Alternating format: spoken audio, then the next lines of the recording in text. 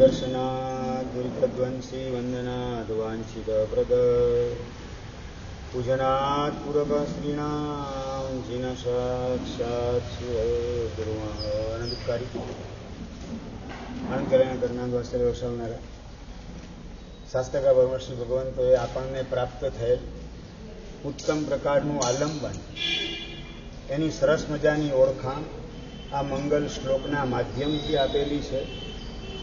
આપણે જ્યાં ગોઠવાયેલા છે એ એરિયા એટલે સંસાર ડેઝર્ટ એરિયા છે, જ્યાં સૂકા તણખલાના દર્શન પણ દુર્લભ હોય, લીલા ઘાસના દર્શનની આશા જ્યાં રાખી ન શકાય, ઘટાદાર ઘેઘૂર વૃક્ષ એના દર્શનની જ્યાં સ્વપ્ને પણ કલ્પના ન થાય, એવા સંસારરૂપી રણ પ્રદેશની અંદર કલ્પ વૃક્ષને પણ ટક્કર મારે એવા પરમાત્મા મને અને તમને સૌને પ્રાપ્ત થયેલા છે. પ્રભુની અપરંપાર કૃપા આપણા ઉપર વરસી, જેના કારણે આ રણ પ્રદેશ જેવો સંસાર એની અંદર પણ કલ્પવૃક્ષ કરતા ચડિયાતા પરમાત્મા આપણને પ્રાપ્ત થયા. કલ્પવૃક્ષ માગો તો આપવાનું કામ કરે, અને એ પણ એની મર્યાદા છે. કલ્પવૃક્ષને ખાલી નમસ્કાર કરો એટલે તમને મકાન જોઈતો તો મકાન મળી જાય. જીતેશભાઈ, તમે કલ્પવૃક્ષને નમસ્કાર કરો એટલે તમારો ટીબી દૂર થઈ જાય, ટાઇફોઇડ દૂર થઈ જાય? શક્ય નથી. પરમાત્મા કલ્પવૃક્ષને પણ ક્યાંય ટક્કર મારે એવા છે, જેના માટે વાત કરી હતી ગઈકાલે આપણે કે દર્શનાત દુરિત ધ્વંસ. જે કંઈ તકલીફ સંસારની અંદર આવે છે બધાનું મૂળ કારણ હોય તો પાપ છે, અને એવા પાપને ખલાસ કરવાની ને ખતમ કરવાની તાકાત પરમાત્માના દર્શનમાં છે. દર્શન માત્રથી પાપને પલાયન કરવાનું કામ, પાપને પખાડવાનું કામ, પાપને રવાના કરવાનું કામ પરમાત્મા કરીએલા છે. સંસારમાં ગઈકાલે પણ વાત કરેલી, આખો એ સંસાર દાવાનળ જેવો, અને દાવાનળ જેવા સંસારમાં પણ એસી કરતા વધારે ઠંડકની અનુભૂતિ તમને અત્યારે થતી હોય તો એના મૂળની અંદર પરમાત્મા કારણ છે. પરમાત્માની આજ્ઞાના પાલન દ્વારા ઊભું થયેલું પુણ્ય, એના કારણે અનુકૂળ સંયોગો વર્તમાનમાં પ્રાપ્ત થયેલા છે. એટલે તમામે તમામ અનુકૂળ સંયોગ એના મૂળની અંદર પુણ્ય, અને પુણ્યના મૂળમાં પરમાત્માની આજ્ઞાનું પાલન, એટલે કે પરમાત્મા ખુદ પોતે છે. આપણા સુખનો મૂળ સ્ત્રોત હોય તો પરમાત્મા છે. આવું જ્યારે આપણું હૃદય કબૂલ કરશે ત્યારે પરમાત્માના દર્શન, વંદન, પૂજન, સત્કાર, સન્માન વગર એક પણ દિવસ પસાર થઈ શકે. આખો એ સંસાર બિહામણો હોવા છતાં સોહામણો જે કંઈ લાગે છે, બીભત્સ એવો સંસાર અત્યારે તમને સોહામણો સારો લાગે છે, એ સંસારની શોભા શેના આધારે? દિવ્યેશભાઈ, શેના આધારે? મકાનની શોભા ફર્નિચરના આધારે છે. આપણા શરીરની શોભા એ કપડાના આધારે અને આ ચામડીના આધારે છે. ચામડી કાઢી નાખવામાં આવે તો આ શરીરની અંદર, દિનેશભાઈ, જોવા જેવું શું? કઈ નહીં. શરીરની શોભા ચામડીના આધારે, સ્કિનના આધારે. મકાનની શોભા એ ફર્નિચરના આધારે. બગીચાની શોભા ફૂલ અને છોડના આધારે છે. બગીચાની અંદર એક પણ છોડ ન હોય, એક પણ ઝાડ ન હોય, એક પણ ફૂલ જોવા ન મળે તો બગીચો બિહામણો લાગે, બગીચો સોહામણો લાગે. બગીચાને બગીચો જ કહી શકાય નહીં. બગીચાની શોભા ફૂલ અને છોડના આધારે છે. એવા આખા એ સંસારની શોભા શેના આધારે? પુણ્યના આધારે છે. પુણ્ય છે તો તમને સંસાર સોહામણો લાગે છે. પુણ્યનો ઉદય જો પરવારે પાપનો ટાઈમ બોમ્બ ફૂટે તો દેખાતો સોહામણો સંસાર એ બિહામણો બનતા વાર લાગે નહીં. એટલે સંસારની શોભા હોય તો એ પુણ્ય છે. અને પુણ્ય કોને બંધાયેલું છે? પરમાત્માને બંધાયેલું છે. પરમાત્માના દર્શન, વંદન, પૂજન, સત્કાર, સન્માન, પરમાત્માની આજ્ઞાનું પાલન, પરમાત્માના વચનો ઉપરની પૂર્ણ શ્રદ્ધા, પરમાત્માના એક એક પદાર્થો ઉપર અપૂર્વ વિશ્વાસનો પરિણામ ઉભો થાય. પ્રભુએ બતાવેલો કર્મનો સિદ્ધાંત, એની ઝળહળતી શ્રદ્ધા અંદરમાં પ્રગટાવવાનું કામ કરીએ તો ઓટોમેટિક પુણ્ય ઉદયમાં ન આવતું હોય તો આવવા માંડે અને પાપ પલાયન થતા વાર લાગે નહીં. એટલે બિહામણા સંસારની શોભા એના કેન્દ્રમાં ગોઠવાયેલ છે પુણ્ય, અને પુણ્યના પણ મૂળમાં ગોઠવાયેલ હોય તો પરમાત્મા છે. એવા પરમાત્મા આપણને જન્મ થતાની સાથે જ મળી ગયા. જૈનકુળમાં જન્મ થવા માત્રથી આ પરમાત્માનો આપણને ભેટો થયેલો છે. એ પરમાત્માની કિંમત અને કદર કરવાના ભાવ, એનું મૂલ્યાંકન કરવાની દ્રષ્ટિ આપણી પાસે કેટલી મળે. ક્યારેય પણ દેરાસરમાં ગયા ત્યારે ભરતભાઈ, મારા સુખ શાંતિ અને સમાધિનો પ્રભુ આપ આધાર છે. આપની અપરંપાર કૃપા મારા ઉપર વરસી રહેલી છે. એના કારણે દાવા નળની જેમ દજાડનારો ને બાળનારો સંસાર, એની અંદર મને સાતા સમાધિ શાંતિનો અનુભવ થઈ રહેલો છે. થેન્ક્સ એ લોટ. લાખ લાખ ધન્યવાદ પ્રભુ આપને આપવા માટે આવેલો છું. આ રીતે ધન્યવાદથી ભગવાનને નવડાવવાનું કામ દેરાસરમાં જઈને કેટલી વાર કર્યું દીપકભાઈ? ભગવાન પાસે જઈને ફરિયાદ ઘણી વાર કરી છે. ભગવાન 5 વર્ષથી પૂજા કરું, પેમેન્ટનું ઠેકાણું કેમ નથી પડતું? 10 વર્ષથી સામાયિક કરું છું, છતાં આ શરીરની અંદર ટાઇફોઇડ ને ટીબી કેમ આવી ગયેલો છે? 15 વર્ષથી રાત્રિ ભોજનનો ત્યાગ કરું છું, છતાં મારી દીકરીનું ઠેકાણું કેમ નથી પડતું? 30 વર્ષની થઈ ગઈ, હજી એનું ઠેકાણું કેમ નથી પડતું? આવી ફરિયાદો ઢગલા બંધ ભગવાન પાસે આપણે કરેલી છે. ફરિયાદ કરવાની ભૂમિકાએ ભગવાન પાસે ઘણી વાર ગયા. ધન્યવાદ આપવાની ભૂમિકાએ ભગવાન પાસે કેટલી વાર ગયા? અમિતભાઈ, કેટલી વાર ભગવાનને ધન્યવાદ આપ્યા કે નહીં આપ્યા? ક્યારે? રાજભાઈ નહીં ધન્યવાદ. એટલે ભગવાન ખાલી ફરિયાદ કરવાનું સ્થાન છે, ભગવાનને ધન્યવાદ આપવાનું ક્યારેય ન સૂજે. આપણા જીવનમાં સુખ શાંતિ સમાધિ લોકોના છે ને પાણીમાં નાવડા ડૂબી જાય અને તમારા રેતીમાં નાવડા સળસળાટ દોડે રાખે છે. આ બધાનો મૂળ આધાર હોય તો પ્રભુ આપની કરુણા છે, આપની મારા ઉપરની કૃપા દ્રષ્ટિ છે.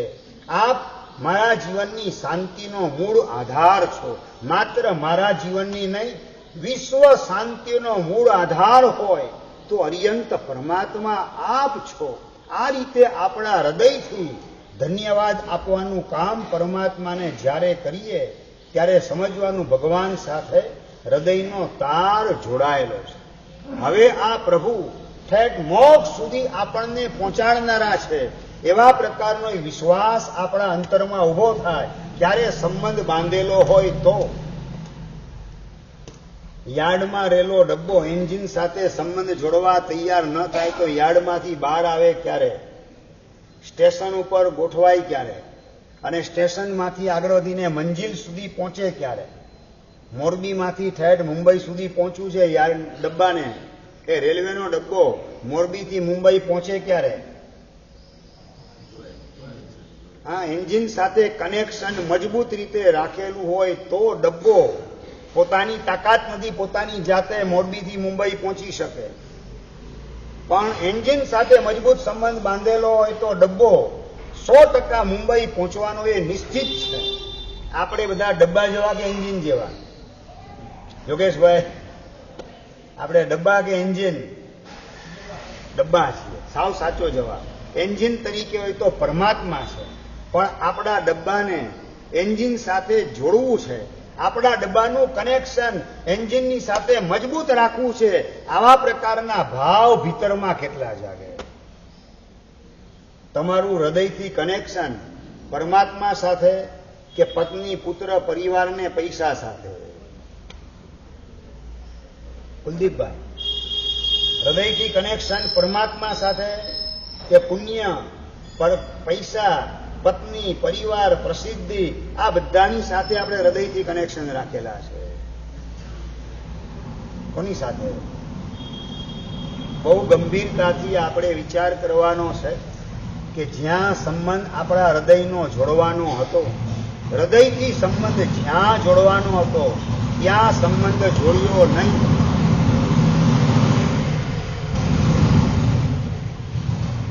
આત્મ શાંતિનો મૂળ આધાર ને વિશ્વ શાંતિનો મૂળ આધાર એવા પરમાત્મા સાથે હૃદયથી કનેક્શન જોડ્યું નહીં અને જ્યાંથી દુઃખનો દાવાનળ પ્રગટ થાય એવા સંસાર સાથે કનેક્શન જોડવાની ભૂલ કરી. આવી ભૂલ હવે આ ભવમાં રિપીટ કરવી નથી. જુઓ, એક સમજી રાખો, તમે સંસારમાં છો એ મને પણ ખબર છે. તમે સંસારમાં હો એનો મોટો એટલો વાંધો નથી, પણ તમે સંસારના હો એનો વાંધો 100% છે. જીતેશભાઈ, સમજાય છે બરાબર? તમે સંસારમાં છો એનો એટલો મોટો વાંધો નથી, પણ સંસારના તમે બની બેઠા છો, પુત્ર પત્ની પરિવારના બની બેઠા છો, દુકાનના અને ઘરના બની બેઠા છો, હોટલ ક્લબ સિનેમા થિયેટરના બની બેઠા છો, એનો વાંધો શાસ્ત્રકારને 100% છે. સંસારમાં તો ક્ષણિક મહારાજ પણ હતા, શ્રીપાલ રાજા પણ હતા, કૃષ્ણ મહારાજ પણ હતા, ભરત ચક્રવર્તી પણ હતા. સંસારમાં હતા, પણ સંસારના નતા. 32 પત્ની શાલીભદ્રને હતી, પણ શાલીભદ્ર પત્નીનો નતો. શાલીભદ્ર ભગવાન મહાવીરનો અદનો સેવક છું, આ ભાવ હૃદયની અંદર જીવંત હતો. 32 પત્નીનો હું ગુલામ, આ પ્રકારની મેન્ટાલિટી શાલીભદ્ર પાસે નથી, માટેનું ઠેકાણું પડી ગયું. તમે સંસારમાં છો કે સંસાર ના છો? ભરતભાઈ, ભાઈ, સંસારમાં કે સંસાર ના ડિફરન્સ ખ્યાલ આવે જ ને સંજયભાઈ? તમે દુકાનમાં હો એનો વાંધો નથી, પણ દુકાન ના હો એનો વાંધો 100% છે. તમે દુકાનમાં હો કે દુકાન ના છો? અંકુરભાઈ, જવાબ જોઈએ. હા, દુકાન ના છો, પૈસા ના છો, પત્ની ના છો, પરિવાર ના છો, સંસાર ના છો. સંસાર ના છો એટલે કનેક્શન તમે સંસાર સાથે મજબૂત રીતે રાખેલું છે. દેરાસરમાં હોવા છતાં પણ તમે ભગવાનના નથી. ભગવાનની પાસે હો ત્યારે પણ ભગવાનના ખરા કે સંસારના? આગળનો એક પ્રશ્ન. તમે ઘરમાં હો ત્યારે તો ઘરના છો જ, પણ દેરાસરમાં હો ત્યારે પણ ભગવાનના ખરા કે સંસારના? દિનેશભાઈ,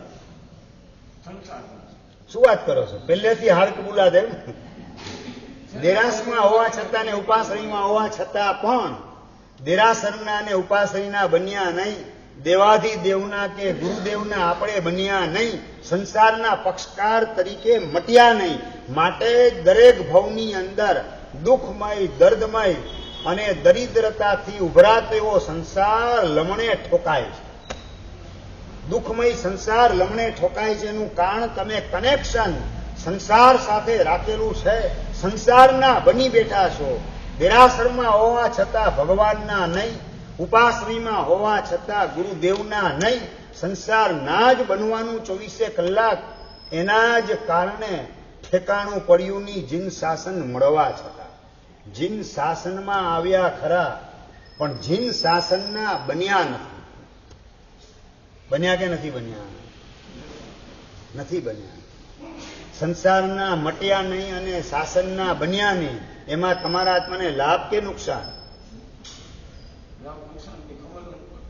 હવે ખબર, આટલા કાળાના ધોળા થઈ ગયા, માથાના વાળ ખરી ગયા, છતાં પણ હજી ખબર પડે નહીં.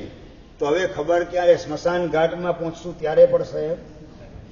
પછી આ ભવ છોડીને ઘેટા બકરાના ભવમાં જઈએ ત્યારે સમજણ પડશે. દીપકભાઈ, સમજણ ક્યારે પડે? ભગવાનનું શાસન મેળવીને જીનવાણી સાંભળ્યા પછી પણ મારું હિત શેમાં ને અહિત શેમાં, સંસારનું કનેક્શન જોડવામાં મારી સલામતી કે શાસન સાથે ને શાસનપતિ એવા પરમાત્મા અને શાસનના પ્રતિનિધિ એવા ગુરુ ભગવાન, એની સાથે કનેક્શન રાખવાની અંદર મારી સલામતી છે.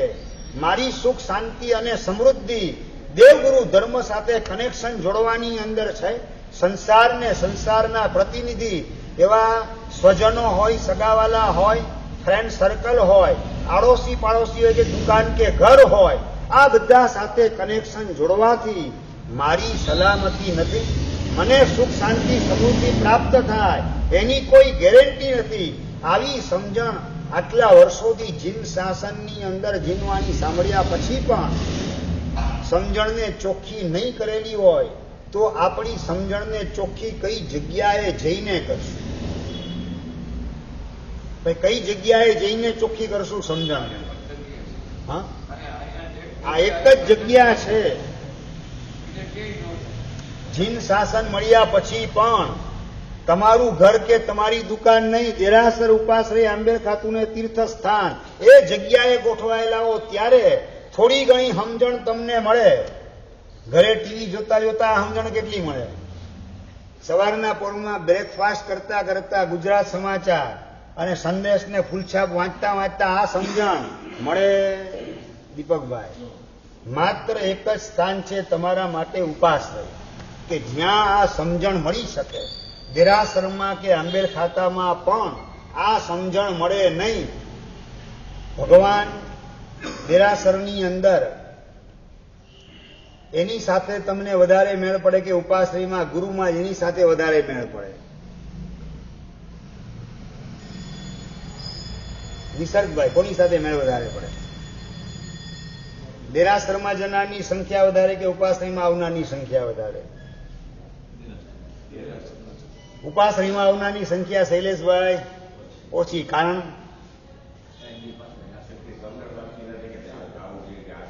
હા, ગુરુ મહારાજ રિપોર્ટિંગ કરશે, હિસાબ માગશે. ભાગશાળી શું કરો છો?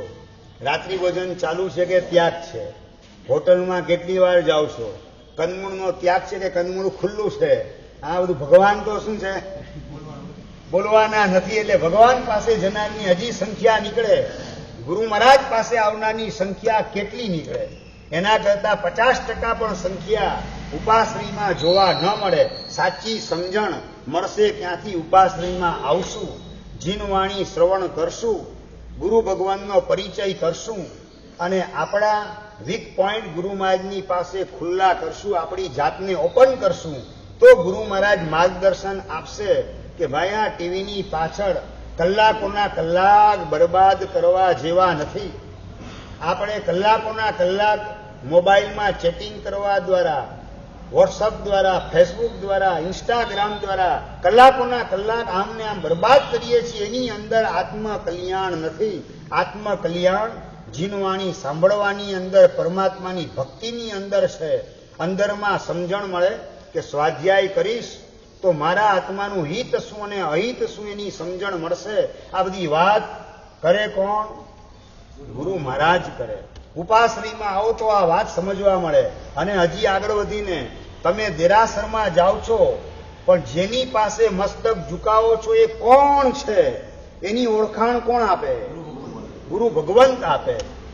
જેને તમે મસ્તક ઝુકાવો છો એની ભાવના કઈ છે એ જણાવવાનું કામ કોણ કરે? ગુરુ ભગવંત કરે. જે પરમાત્માના દર્શન વંદન તમે કરો એ પરમાત્માની ભાવના કઈ? જિંદગીભર કાયમ માટે અનંત કાળ સુધી તમે મને વંદન કરે જ રાખો, મારી પૂજા કરે જ રાખો, આવી ભાવના ભગવાનની છે. ભગવાનની ભાવના કઈ? તમે ભગવાનને નમસ્કાર કરો અને ભગવાન તમારો હાથ જણે કે ભાઈ તું મને ક્યાં ઝૂકે છે, મારી બાજુમાં બેસવાને તું લાયક છે, મારી પાસે સિદ્ધ શિલામાં તું જલ્દી આવી જા. ભગવાન પોતાના જેવા આપણને બનાવવા માગે છે. આ ઓળખાણ ભગવાનની ગુરુ ભગવંત કરાવે. અને ભગવાન પોતાના દુનિયાનો કોઈ શેઠ પોતાને ત્યાં 25 વર્ષ 50 વર્ષ વફાદારીથી સેવા આપનારો માણસ હોય, નોકર ચાકર, એને પોતાનો જેવો બનાવવા માટે તૈયાર કેટલા? પોતાના જેવો બનાવવા માટે કેટલા સેટ તૈયાર? બહુ ઓછા. એટલે મોરબીમાં આવ્યા કેટલા નીકળે? જીતેશભાઈ, એમાં ભાઈ હજી લગભગ બોલો જ પાછું. પેલા બહુ ઓછા બોલીને મૃષાવાત કર્યું, હવે લગભગ બોલીને મૃષાવાત કરો છો. તમે એવા સેટ કર્યા, ચાલો એની વાત કરી દો. હવે તમારો માણસ તમારા જેવો બની જાય એવી તમારી ભાવના ખરી જીતેશભાઈ? આ પરમાત્માની કેવી ઉદારતા છે, હૃદયની કેવી વિશાળતા છે, હૈયાની કેવી અમીરાત છે કે મને વંદન કરનારો, મારા દર્શન કરનારો એ મારા જેવો બનવો જોઈએ. માંસાહારી એવો ક્ષણિક એને પણ પોતાના જેવો બનાવવા માટેની ભાવના ભગવાન મહાવીર મહારાજાની હતી. અને પોતાના સાનિધ્યમાં આવનાર, પોતાની ભક્તિ કરનાર એ ક્ષણિકને આવતી 24ના પહેલા તીર્થંકર બનાવવાનું સૌભાગ્ય પ્રાપ્ત કરાવી દીધું, બુકિંગ કરાવી દીધું. ભગવાનનો ભેટો થયો એની પહેલા નરકે જવાનું બુકિંગ કરી બેસે છે ક્ષણિક. અરે તું તો હાટ રવાના થા, નરકગામી છે, માંસાહારી, તું તો દારૂ પીનારો. આ રીતે ઇન્સલ્ટ કર્યું ક્ષણિકનું કે ક્ષણિકને ઊંચકવાનું કામ, ક્ષણિકના ભાવને ઊંચકવાનું કામ, ક્ષણિકને વિઝન આપવાનું કામ. ભલા આદમી, તું આત્મા છે અને જેને તું મારે છે એના દ્વારા મરવાનું તારું બુકિંગ થઈ રહેલું છે. તારે જો મરવું ન હોય તો બીજાને મારવાની ભૂલ કઈ રીતે કરી શકાય? આ સાચી સમજણ આપવા દ્વારા રોંગ બોક્સની અંદર ફિટ થઈ ગયેલ શિકાર, માંસાહાર ને દારૂના બોક્સમાં ફિટ થયેલ ક્ષણિકનો ઉદ્ધાર કરી એના ભાવને કઈ હદે ઊંચકવાનું કામ પ્રભુ કરાવે, જેના કારણે એ જ ભવની અંદર તીર્થંકર નામ કર્મ નિકાચિત કરાવ્યું. ભગવાનના દર્શન વંદન કરતા કરતા કેવા ભાવ ઊંચકવાનું કામ ક્ષણિક મહારાજ કરે. લખેલું છે શાસ્ત્રની અંદર કે તીર્થંકર નામ કર્મ નિકાચિત કરવું હોય તો શું જોઈએ? પહેલા નંબરમાં 3 વસ્તુ જોઈએ એના માટે. પહેલા નંબરમાં વિશેષ સ્થાનકની આરાધના. ગયા વર્ષે ભાઈ મહારાજે ચોમાસું કર્યું મોરબીમાં અને તમે લોકો બધા વિશેષ સ્થાનકની અંદર જોડાયા ઉલ્લાસને ઉમંગથી. આ વિશેષ સ્થાનકની આરાધના જોઈએ. બીજા નંબરની અંદર સર્વ જીવોના કલ્યાણની ભાવના જોઈએ. અને ત્રીજા નંબરની અંદર મહત્વનું પરિબળ ચારિત્રની સાધના, એ પોતાના જીવનમાં જોઈએ. ખુદ ભગવાન મહાવીર મહારાજાએ પણ પૂર્વના ત્રીજા ભવમાં નંદન રાજર્ષિ બની, નંદન રાજામાંથી નંદન રાજર્ષિ બની દીક્ષાનો સ્વીકાર કરી અને જો હવે મુજ શક્તિ એસી સવી જીવ કરું શાસન રસી, આ ભાવના ચારિત્ર જીવનનો સ્વીકાર કરી જીવનભર માંસ કમળના પારણે માંસ કમળની ઉત્કૃષ્ટ તપશ્ચર્યા કરી 11,80,645 માસક સમન આની ઉત્કૃષ્ટ સાધના સંયમની સાથે ગોઠવી અને પોતાના ભાવને ઊંચકતા ઊંચકતા ધન્ય પડે તીર્થંકર નામ કર્મ નિકાચિત કરવાનું કામ કર્યું. એટલે કે તીર્થંકર બનવું હોય તો એના માટે સંયમની સાધના જરૂરી.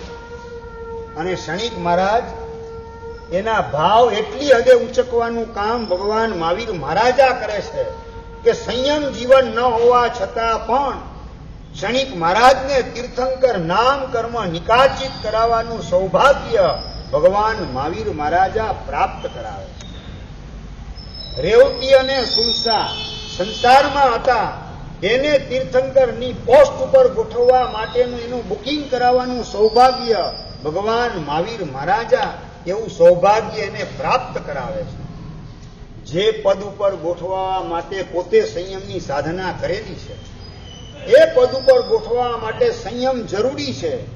અને છતાં એ સંયમ સુધી પહોંચવાની જેમની વર્તમાન ભવમાં ક્ષમતા નથી, એનો એ વીક પોઈન્ટ એને નજરઅંદાજ કરી અને સાઈડમાં કરી અને સાઈડ ટ્રેકની અંદર ભાવને ઊંચકવાનું કામ એટલી પરાકાષ્ઠાએ પ્રભુ કરાવે, જેના કારણે તીર્થંકર નામ કર્મ પોતાની હયાતીમાં 10 ભવ્યાત્મા એને તીર્થંકર નામ કર્મ નિકાચિત કરાવી આપે. 10 માંથી 9 સંસારી હતા, એક જ સાધુ હતા. ભગવાન મહાવીર મહારાજાના શાસનમાં તીર્થંકર નામ કર્મ નિકાચિત કરનારા 9 ગ્રહસ્થ હતા ને એક જ સાધુ હતા, એક જ સંયમી હતા. સમજાય મારે શું વાત કરવી છે? આવી અપરંપાર પ્રભુની કરુણા, રાજમાર્ગ સંયમનો, છતાં પણ આ જીવો બીજી બધી ઘણી યોગ્યતા છે, આ એક અત્યારે કર્મ નડી રહેલું છે, સંયમનો સ્વીકાર ન કરી શકે એવી સ્થિતિ છે એમની, પરંતુ બીજી બધી પાત્રતા ઉપર પ્રાયોરિટી આપી અને ઠેઠ તીર્થંકર બનવા સુધીની ભૂમિકાએ એમને ગોઠવવાનું કામ ઉદારતાપૂર્વક શ્રમણ ભગવાન મહાવીર મહારાજાએ કરેલું છે. ભગવાન ઈચ્છી રહેલા છે કે આપણે એમના જેવા બનીએ. આપણી ભાવના કઈ? મોત પહેલા ભગવાન બનવું છે ભાવ કે ધનવાન બનવું છે ભાવ? નિસર્ગભાઈ, ધનવાન બનવાનો પ્લાન કે ભગવાન બનવાનો પ્લાન? દિવેશભાઈ હજી જવાબ નથી આવતો. ભાઈ, ધનવાન બનવાનું કે ભગવાન બનવાનું? ભગવાન બનવાનું. એટલે દુકાને એના માટે 8 કલાક બેસવાનું એમ?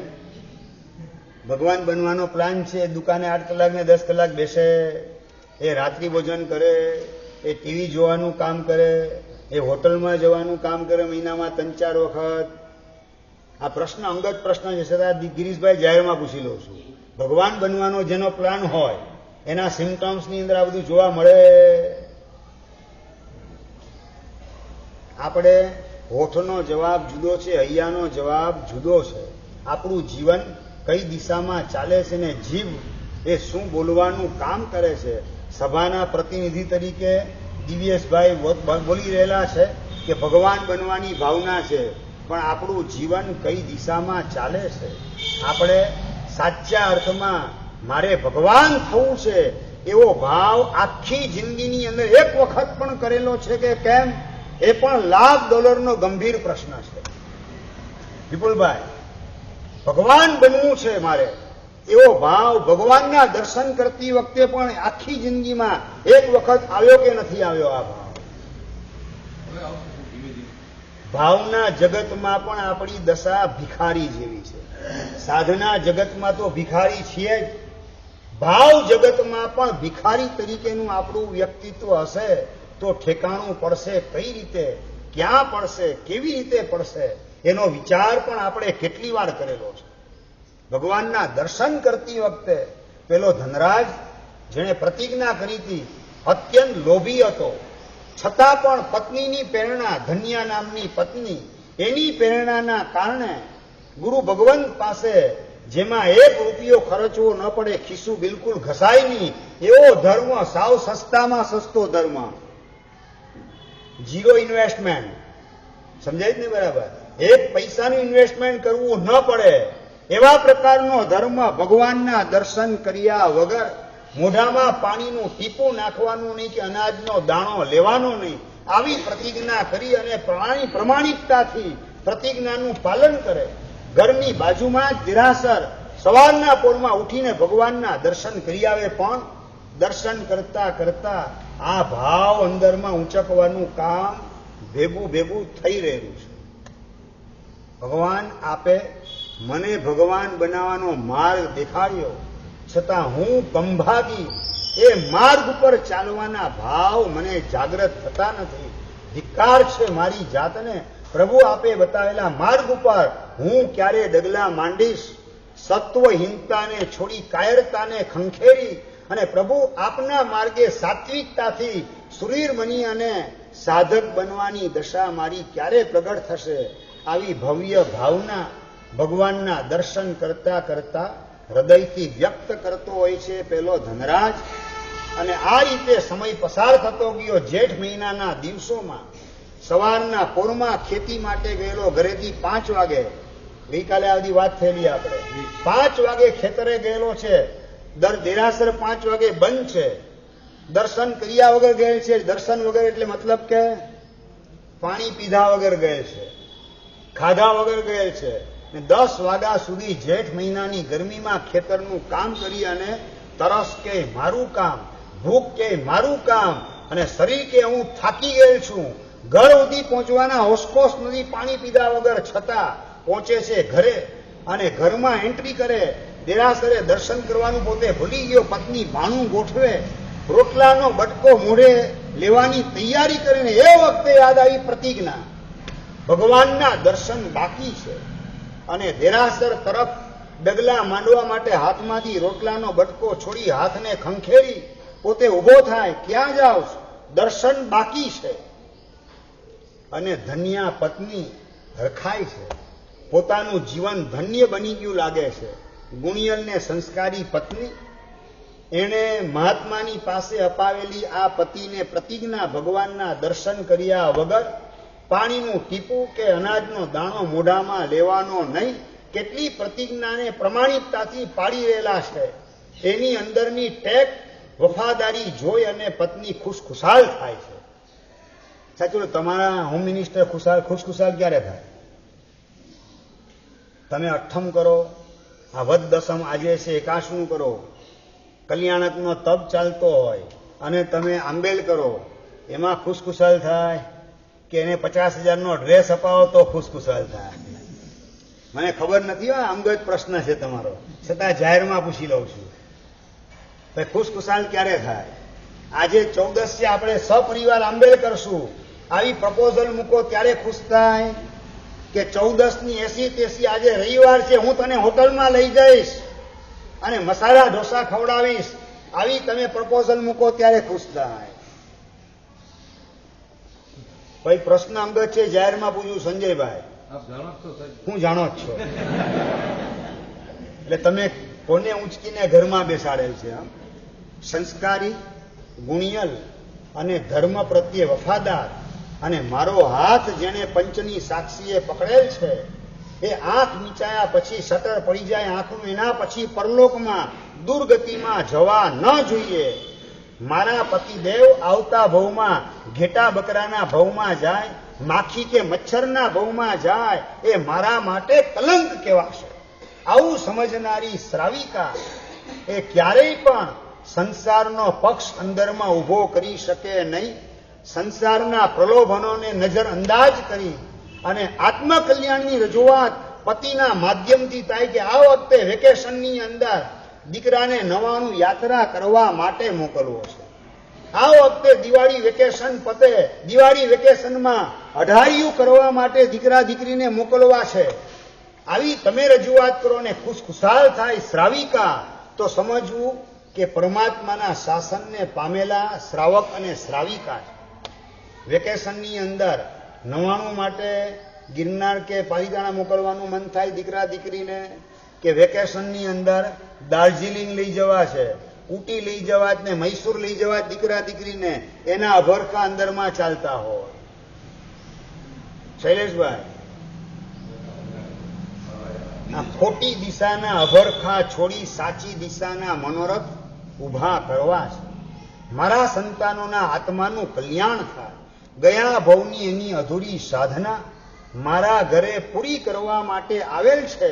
એ સંસારની મોહ માયામાં પ્રલોભનમાં અટવાઈ ન જાય, એની જવાબદારી મારી છે. સાચી સમજણ એને આપતો જાઉં, સાધનાના માર્ગે આગળ વધવા માટે પ્રોત્સાહન એને આપતો જાઉં.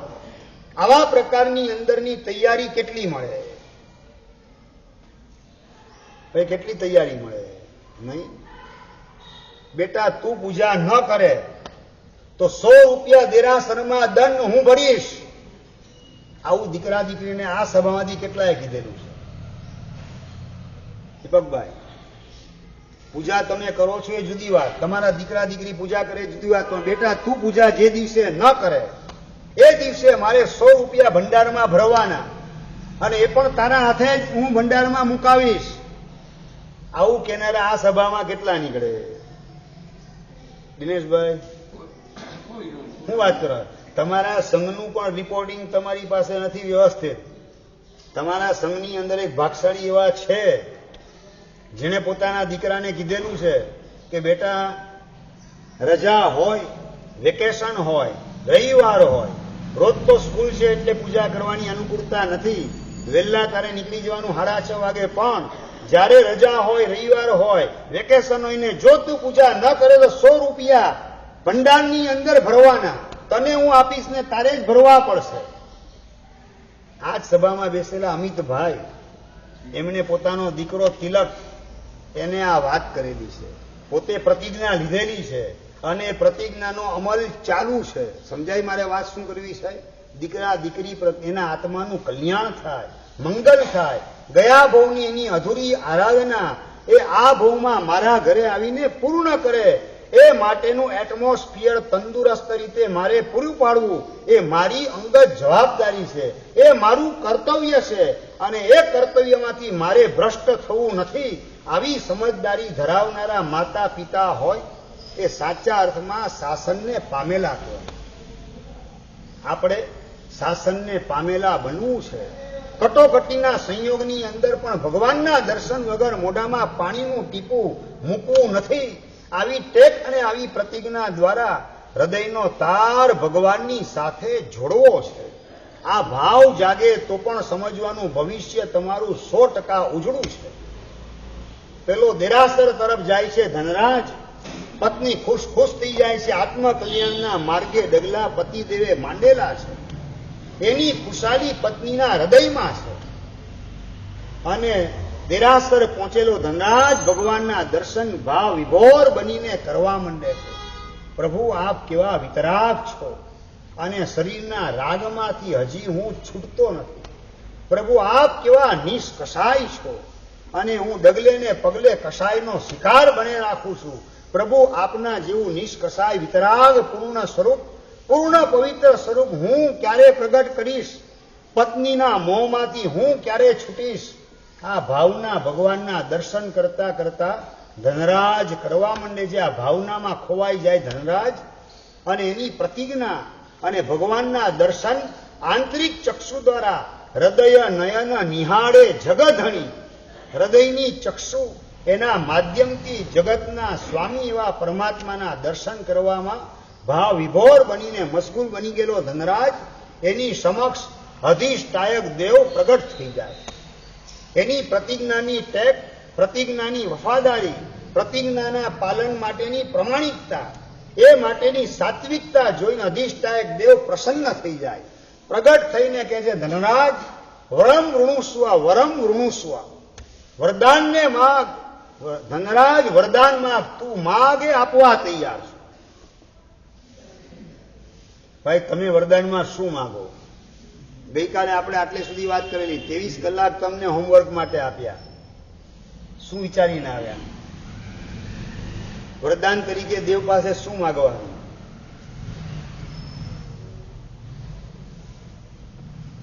એ જવાબ જોઈએ. યોગેશભાઈ શું યાદ આવશે? સંજયભાઈ? એકબીજા સામે જોવાનું નથી, પોતાના માટે વિચારવાનું છે. આજે કદાચ ધર્મનાથ દાદાની તમે ભક્તિ કરો અને અધિષ્ઠાયક દેવ જાગ્રત થઈને પ્રગટ થઈ જાય. અધિષ્ઠાયક અહીંના જાગ્રત છે. ગઈકાલે પણ આદિનાથ ભગવાનનું સિંહાસન, એમાં લગભગ પોણો કલાક સુધી વાઇબ્રેશન આવતા હતા. ઉપર ફૂલ હતું, એ ધ્રુજારી ફૂલમાં પણ દેખાય, અને સિંહાસન પણ આખું હલતું દેખાય. વિડીયોની અંદર બધા ઉતારવાનું પણ કામ કરેલું ગઈકાલે. બરાબર? ગઈકાલે 11 થી 12 વાગ્યા સુધી લગભગ 1 કલાક જેટલો સમય આદિનાથ દાદાનું સિંહાસનમાં વાઇબ્રેશન આવતા હતા. અને આવું એક વખતની અનેક વખત બનેલું છે તમારા સંઘમાં. સંગીત પણ તમને સંભળાય. અધિષ્ઠાયક દેવ તમારા સંઘમાં જાગ્રત છે, એની આ નિશાની છે. અને એ અધિષ્ઠાયક દેવ જાગ્રત છે, એવી સરસ મજાની આરાધના સંઘમાં ચાલી રહેલી છે. સૌ કોઈ ઉલ્લાસને ઉમંગથી આવા ભાવનાના પ્રાણપુરી અને આરાધનાની રંગોળી રચવાની અંદર લાગી જાય તો અધિષ્ઠાયક દેવ પણ પ્રગટ થતા વાર લાગે નહીં. પરોક્ષ રીતે અધિષ્ઠાયક દેવ પોતાની હાજરી દેખાડે છે. સંગીત સંભળાય કે વાઇબ્રેશન સિંહાસનમાં આવે, એના દ્વારા અધિષ્ઠાયક દેવ પોતાની હાજરી દેખાડે છે. પણ હજુ વિશેષ રીતે આપણે આપણા ભાવ આરાધનાની અંદર ઉમેરવાના માધ્યમથી અધિષ્ઠાયક દેવ પ્રગટપણે, પ્રત્યક્ષપણે પ્રગટ થાય અને વરદાન આપવાનું કામ કરે, અને સંઘનો અભ્યુદય થાય, શાસનનો અભ્યુદય થાય, તીર્થની રક્ષા વગેરે થાય. એ બધી રજૂઆત આપણે અધિષ્ઠાયક દેવ પાસે કરીએ, અને શાસન એની ચારે બાજુ પ્રભાવના અદ્ભુત રીતે થતી જાય. એમાં આપણે આપણું યોગદાન આપવાનું આ રીતે કામ કરવું છે. આવી ભાવના જાગે તો પણ આપણું ભવિષ્ય ઉજળું છે. ભાઈ દેવ પ્રગટ થાય ને વરદાન માંગવાનું કે ભરતભાઈ શું માગશું? ભાઈ 23 કલાક તમને આપ્યા વિચારવા માટે. દિવ્યેશભાઈ શું વિચારીને આવ્યા? સાચું કહું, તમે જે વિચારીને આવ્યા જ ને બોલી શકાય એવું નથી અહીંયા. અને જે માગવા જેવું છે તમે વિચાર્યું નથી, વિચારી શકતા પણ નથી. તમે માગો તો માગી માગીને શું માગો? દુકાન ધમધોકાર ચાલે, જમીન પેસ કદમીની અંદર ગયેલી છે, મારી જમીન પાછી આવી જાય. પેમેન્ટ ડૂબેલું છે, 1 લાખ 1.5 લાખ 2 લાખનું, એ પાછું આવી જાય સમયસર. શૈલેષભાઈ, મારા શરીરની અંદર તકલીફ રોગ વગેરેની ઘણી બધી છે. એ કેન્સર હોય, ટીબી હોય, ડાયાબિટીસ હોય, બીપી હોય, આ બધામાંથી જલ્દી મને છુટકારો મળી જાય. આ બધું યાદ આવે કે આત્મા એનું કલ્યાણને મંગલ થાય એ માટેની વિચારણા યાદ આવે.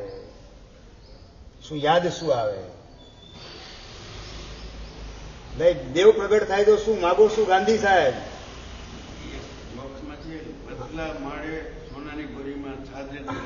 વારે વાહ! હું હાથમાં માણની હવેલીમાં બેસી અને સોનાની શું તો કે દોરી એનાથી મારા પૌત્રને ઘોડિયામાં, સોનાના ઘોડિયામાં હિંચકવાનું કામ કરું. અને મારી પુત્ર વધુ એ સોનાનું બેડું એ પાણીનું ભરી અને ઘરમાં આવતી એ રીતે હું જોવાનું કામ કરું. હા, શું તમારા સપના કેવા છે? 7મા ભવે પણ આ સપનું સફળ થાય એવા કોઈ સ્કોપ દેખાતા નથી. એવું પુણ્ય કરેલું નથી અને છતાં તમારા અભરખા કઈ દિશાના ચાલે છે. અને પેલો ધનરાજ એની અક્કલ ઠેકાણે હતી. આ દેવ પ્રગટ થઈને વરદાન માગવાની વાત કરે છે. આ દેવ પ્રગટ થાય એના મૂળમાં છે શું? મારી પત્ની અપાવેલો આ અભિગ્રહ નિયમ પરમાત્માના દર્શનનો. એટલે આના મૂળમાં મારી પત્ની છે. તો દેવ પ્રગટ થાય તો શું માગવું? મારી અક્કલ જાજુ આ દિશામાં વિચારી શકતી નથી. પત્નીને પૂછવા દે અને દેવને વાત કરે છે કે 1 દિવસની મને મુદત આપો. પત્નીને પૂછી અને આવતીકાલે હું તમારી પાસે માગણી મૂકીશ. આવું સૂજે કે ન સૂજે? ભાઈ દેવ પ્રગટ થાય ત્યારે ભાઈ ગુરુ મહારાજને પૂછી અને હું તમને જણાવીશ શું તમારી પાસે મારે માગવું. આવું યાદ આવે જીતેશભાઈ? આ વચ્ચે ગુરુ મહારાજને આમાં ક્યાં લાવવાની જરૂરત છે?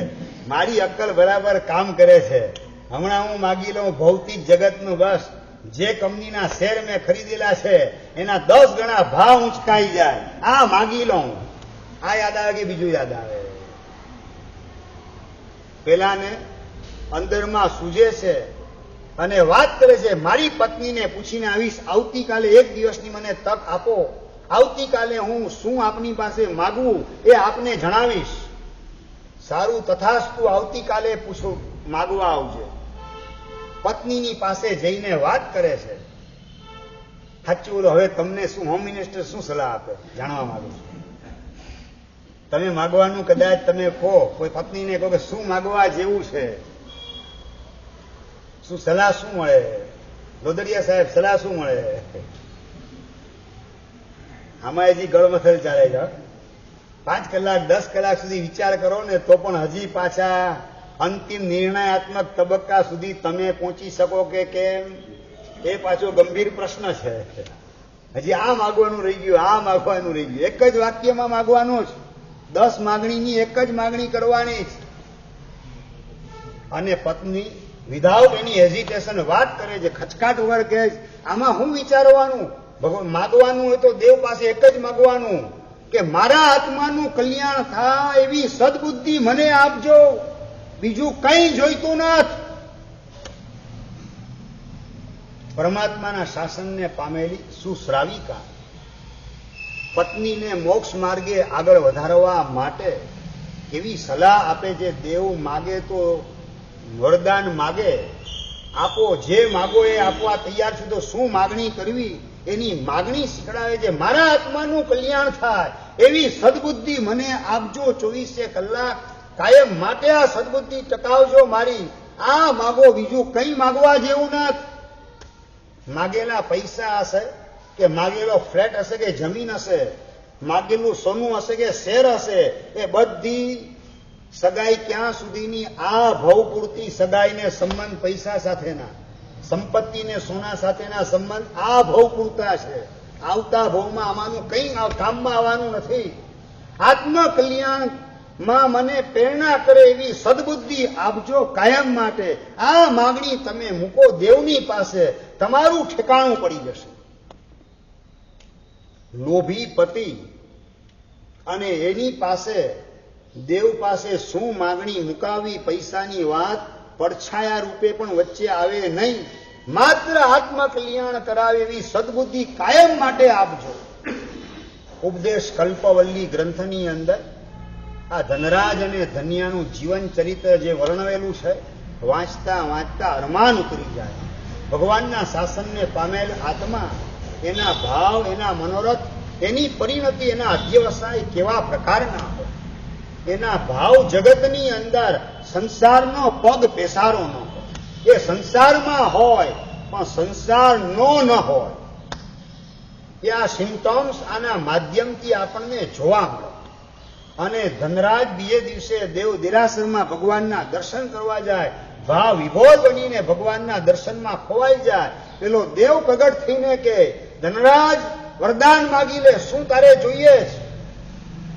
મારા આત્મકલ્યાણની સતત પ્રેરણા કરે એવી સદબુદ્ધિ કાયમ માટે મને મળો, બસ આટલું જ માગું છું.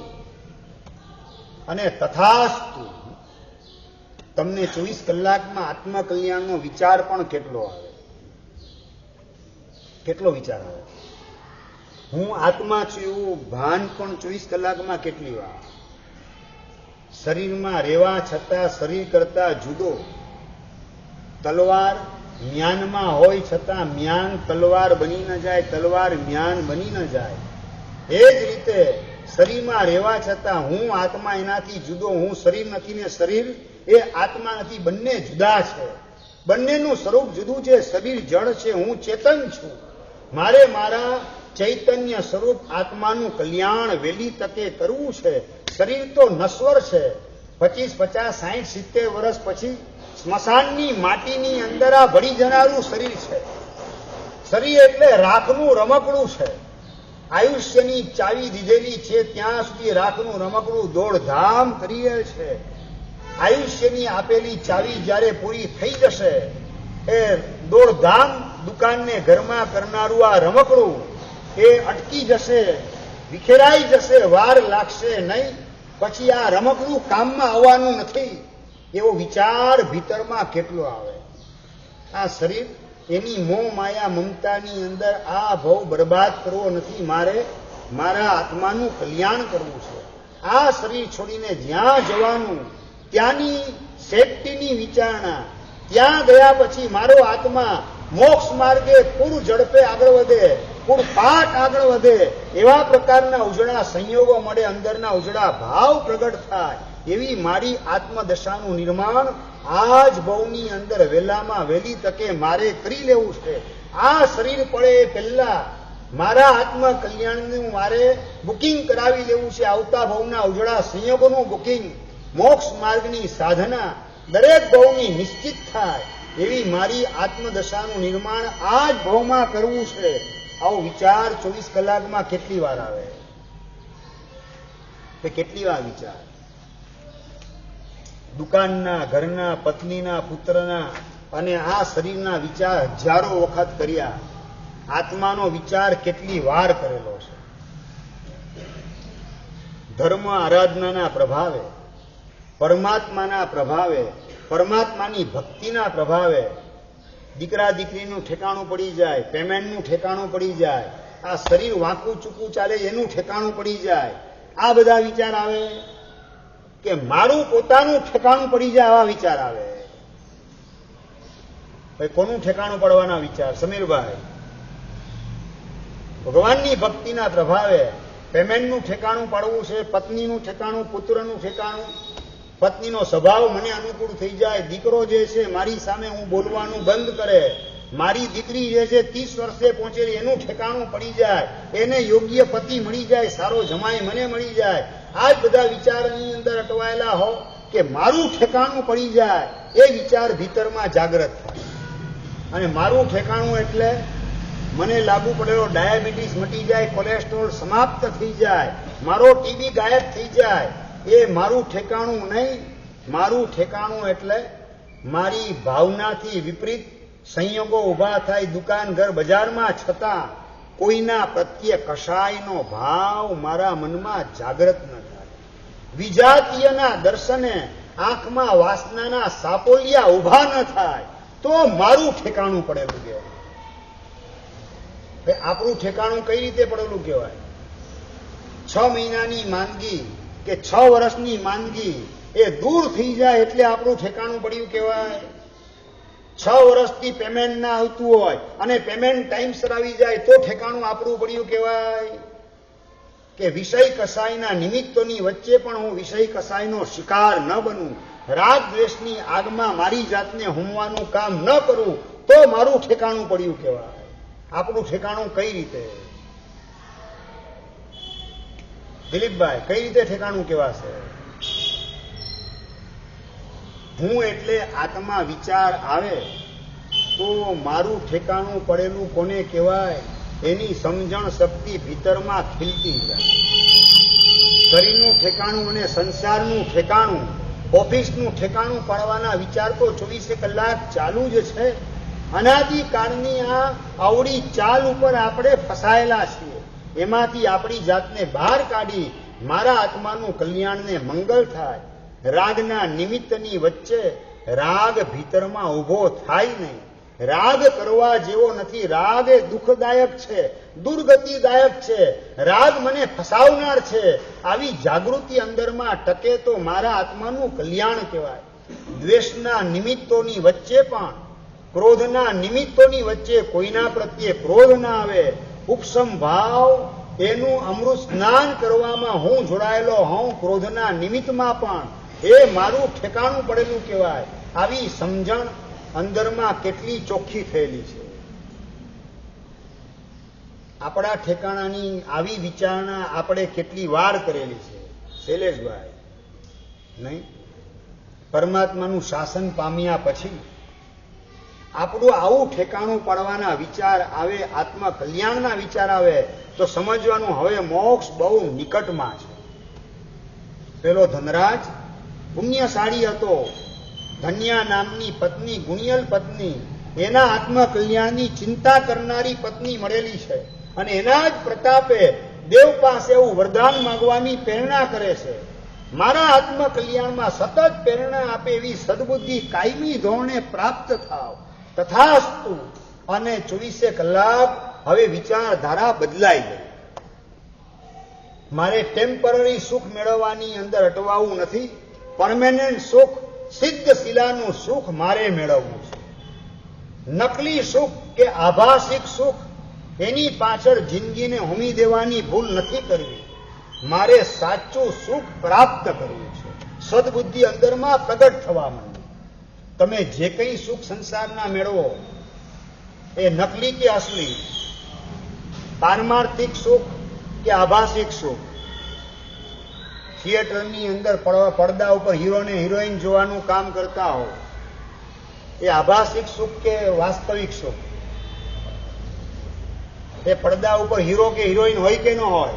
અંકુર, ન હોય હીરો કે ન હોય હિરોઈન, ન હોય ખલનાયક કે ન હોય ખલનાયિકા, માત્ર એનો આભાસ છે. સંસારના તમામ સુખ આભાસિક સુખ છે. આભાસી એટલે દેખાય છે, વાસ્તવમાં નથી. હરણ હોય ને, હરણ, તમે જેમ દુકાનમાં દોડો એમ ડેઝર્ટ એરિયામાં દોડતું એને પાણી દેખાય, એ સામે દેખાય પાણી. હમણાં મળી જશે, હમણાં મળી જશે. તમે જાઓ ને ઘરેથી દુકાને, હમણાં પેમેન્ટ મળશે, હમણાં 50,000 દબાયેલા મળી જશે. ઉઘરાણી માટે જાઓ, આ વખતે તો ધક્કો મારો સફળ થઈ જશે. ભલે 15 ધક્કા નકામા ગયા, આ 16મો ધક્કો મારો સફળ થશે. હરણ દોડે ને પાણી દેખાય અને ત્યાં પહોંચે એટલે પાછું પાણી આગળ, મોર, મોર, હજી આગળ દોડો, આગળ દોડો, આગળ દોડો. એ દોડનું રિઝલ્ટ મોત. એ સિવાય બીજું કોઈ રિઝલ્ટ હરણને મળે નહીં. તમારી જે દોટ એ રણ પ્રદેશમાં મૃગજળની પાછળ હરણનું દોટ મૂકવાનું કામ કરે, ઝાંઝવાના નીરની પાછળ. એની જેમ સંસારના આભાસિક સુખની પાછળની દોટ અનાદિ કાળથી ચાલુ છે. હજુ સુધી હાથમાં સુખ આવ્યું નથી. સુખનો માત્ર આભાસ છે. ત્યાં પહોંચો એટલે પેલા શું હતું? બસ સ્કૂલની અંદર પહેલો નંબર આવવો જોઈએ તો હું સુખી. રાજભાઈ પહેલો નંબર આવી ગયો, હવે મને સર્ટિફિકેટ MBA નું મળવું જોઈએ, મને કોમ્પ્યુટર એન્જિનિયર એનું સર્ટિફિકેટ મળવું જોઈએ. ઓકે, ચાલો એ આવી ગયું સર્ટિફિકેટ. હવે શું MBA થઈ ગયા તમે? હવે સુખી થઈ ગયા? હવે મહિનાના 50,000ની નોકરી મળવી જોઈએ. હા, વર્ષના કેટલા? તો કે 8 લાખ ને 10 લાખનું પેકેજ મને મળવું જોઈએ તો હું સુખી. ત્યાં પહોંચી ગયા માનો કે હવે સુખી. ભાઈ નોકરી મળી ગઈ, હવે સુખી. હવે છોકરી મળવી જોઈએ. આગળ જોડે જ રાખો, જોડે જ રાખો. ચાલો છોકરી પણ મળી ગઈ. છોકરી મળી ગયા પછી હવે આગળ 5 વર્ષ થયા, 7 વર્ષ થયા લગ્નના, અને ભગવાનની પાસે પાછી ફરિયાદ કરતા હોય, ભગવાન તારી 10 વર્ષની પૂજા કરું,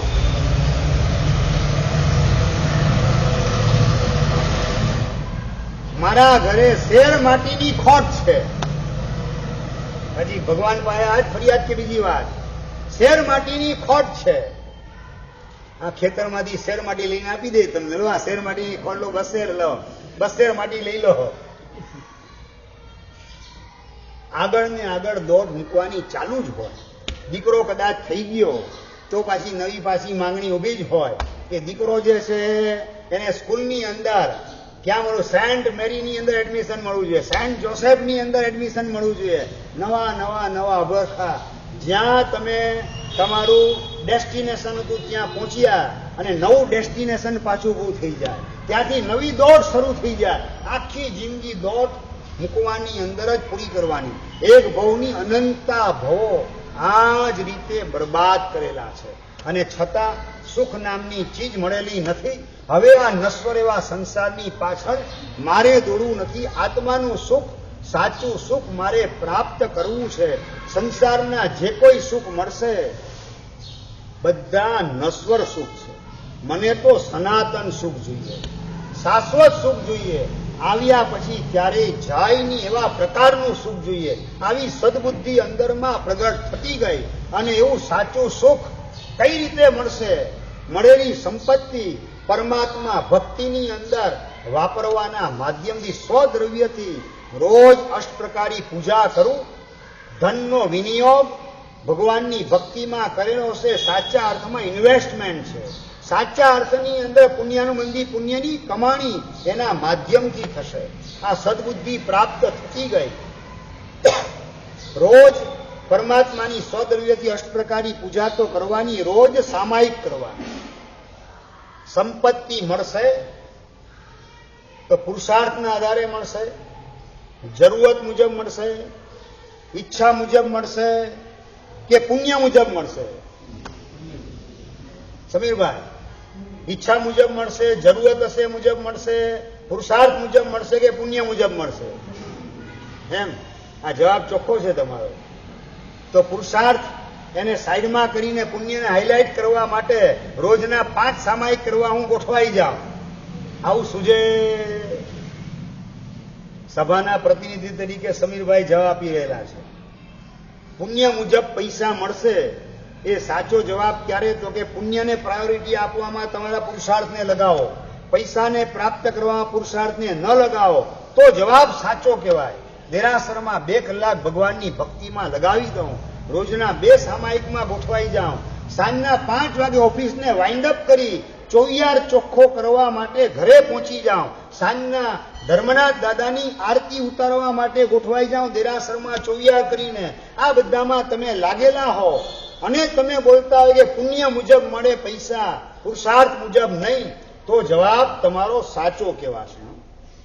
આ સભાના પ્રતિનિધિ તરીકે આ સમીરભાઈને હું કહી રહેલો છું, લાગુ બધાને પડે છે. બોલો છો પુણ્ય મુજબ મળે, અંદરમાં માનો છો શું? એ તો મહેનત કરવી પડે. જંગલનો રાજા સિંહ હોય ને, એ પણ સૂતેલો હોય તો એના મોઢામાં થોડા હરણ ને સસલા આવી જાય, એને શિકાર માટે નીકળવું પડે. આપણે દુકાને જવું પડે. મહારાજ તો બધું બોલે રાખે. બધું એ અહીંયા હોય આપણી પાસે તો ખબર પડે કેટલા વિશે 100 થાય, કેવી કોમ્પિટિશન ચાલે છે બજારની અંદર. મહારાજને તો બોલવું છે, એમને શું ખબર પડે? કુલદીપભાઈ, હા, સંસારની ખબર ન હોય, એમને ખબર ન હોય. એમ તમારી ગોસરી અમે વાપરતા એટલે તમારો સંસાર કઈ રીતે ચાલે એની ખબર અમને ન હોય. એમ તમારા મોઢા જોઈને ખ્યાલ આવી જાય કે આ દાજેલા હોય એના ઉપર ખાલી પાવડર લગાવીને આવેલા છે. લાલ ચોળ પત્નીના તમાચા ખાધા પછી ખબર ન પડે એટલે પાવડર લગાવીને બજારમાં ફરવાનું. આ તમારા અંદરના દેદાર અમને ખબર ન હોય. એમ શું સમજો છો તમે? હજી સુધી તમારા આત્મા પ્રત્યેની વફાદારી કેળવી છે, વિચાર નથી કરેલો. અંદરની આ સાચી સમજણ માટે જ નથી મળી. પેલા ધનરાજને અંદરમાંથી સદબુદ્ધિ મળવા માંડી કે પૈસા મળશે તો પુણ્ય મુજબ મળશે. પુરુષાર્થ એનો હિસ્સો 20% છે, 80% હિસ્સો પુણ્યનો છે. એ પુણ્યની કમાણી એ પરમાત્માની ભક્તિ દ્વારા, સામાયિક દ્વારા, પ્રભુની આજ્ઞા પાડવા દ્વારા ચોવિયાર ચોખ્ખો કરવાના માધ્યમથી પુણ્યનું ઉપાર્જન થવાનું. ટીવીનો ત્યાગ, હોટલનો ત્યાગ, આ બધા પાપના સાધનોનો ત્યાગ હું કરીશ તો પુણ્યની કમાણી થશે. આવી સદબુદ્ધિ તમારી પાસે કેટલી મળે? પેલાને સદબુદ્ધિ પ્રાપ્ત થવા માંડી, અંદરથી સૂઝવા માંડ્યું અને રોજે રોજ આ આરાધનાના માર્ગે પોતે ગોઠવાયા. કોણ? ધનરાજ. અને એનું શું રિઝલ્ટ આવે છે એની બહુ અદભુત વાત કરવી છે, મહત્વપૂર્ણ વાત, પણ ઘડિયાળ અત્યારે ના પાડે છે. એની બહુ ગંભીર વાત, અને એ કઈ જગ્યાએ હતો ને ક્યાં ગોઠવાઈ જાય છે એક નાનકડા નિયમ દ્વારા, એની મહત્વપૂર્ણ વાત. અગ્રે વર્તમાન જોગ જીનાજ્ઞા ઈચ્છા પચ્ચક